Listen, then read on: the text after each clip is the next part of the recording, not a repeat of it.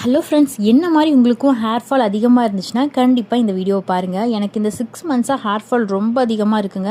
எனக்கு வந்து 1.5 இயர்ஸில் பேபி இருக்குது.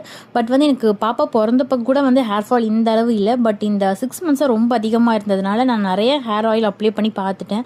பட் வந்து ஹேர் ஃபால் வந்து ஸ்டாப் ஆகலை. ஸோ இந்த 2 மந்த்ஸாக வந்து பார்த்திங்கன்னா பாடி வைஸோட பயோட்டின் கம்மிஸ் தாங்க எடுத்துக்கிட்டேன். எனக்கு ஹேர் ஃபால் வந்து இப்போ சுத்தமாக நின்றுச்சு. இந்த 2 மந்த்ஸில் எனக்கு ஹேர் ஃபால் கொஞ்சம் கூட கிடையாது. நான் 2 மந்த்ஸ் சாப்பிட்டு தான் மறுபடியும் ஒன்று ஆர்டர் போட்டிருந்தேன். ஏன்னு பார்த்தீங்கன்னா 850க்கு வந்து நான் ஏற்கனவே ஆர்டர் போட்டு 2 மந்த்ஸ் சாப்பிட்டேன்.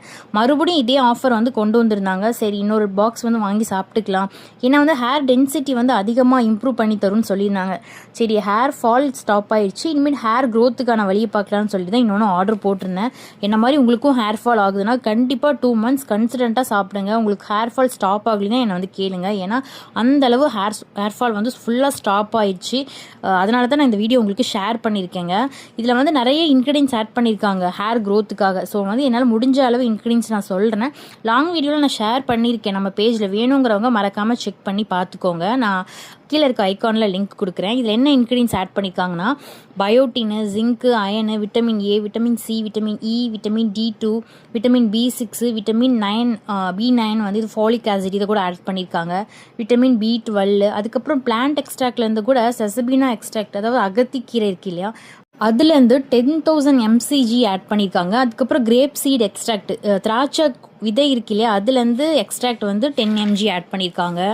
நேச்சுரலான ஃப்ளேவருக்காக ஸ்ட்ராபெரி ஆட் பண்ணியிருக்காங்க. ஜெல்லி வந்து கலராக இருக்கணுங்கிறதுக்காக கேரட் இருக்கு இல்லையா, பிளாக் கேரட், அதோட எக்ஸ்ட்ராக்ட் ஆட் பண்ணியிருக்காங்க. இது 100% வந்து sugar free, preservative free, gluten ஃப்ரீன்னு போட்டிருக்காங்க.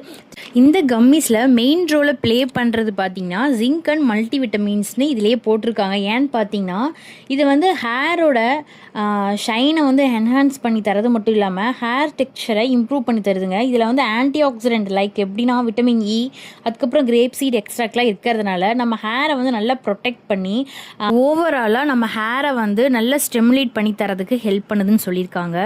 ஸோ வந்து இதில் மட்டும் இல்லாமல் நம்ம பயோட்டின் கம்மிஸ் எடுத்துக்கிட்டால் நம்ம நெயில் க்ரோத்தும் ரொம்ப நல்லா இருக்கும். ரொம்ப வீக்காக இருக்கிற நெயில் கூட நல்லா ஸ்ட்ராங்காக க்ரோத் ஆகும்னு சொல்லிட்டு கடைசி பாயிண்ட்டாக சொல்லியிருக்காங்க. இந்த பாடி வைஸ் கம்மிஸை நம்ம 3 மாதம் சாப்பிடும் போதுங்க ஃபர்ஸ்ட் மந்த்லேயே நமக்கு ஹேர் ஃபால் ஃபுல்லாக ஸ்டாப் ஆயிரும்.